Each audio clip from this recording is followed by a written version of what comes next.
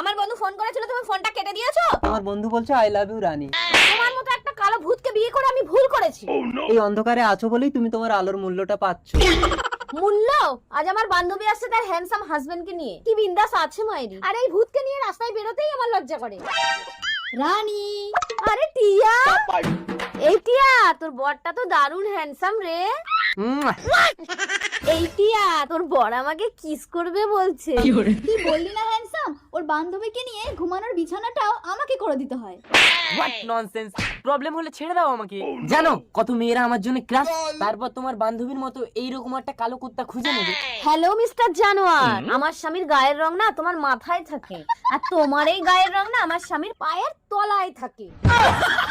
টোটা, জানিস রানী, নিজের থেকে কখনো সুন্দর জীবন সঙ্গী বানাতে নেই, তাহলে সেখানে নিজের মূল্যই থাকে না। চেহারা क्या देखते हो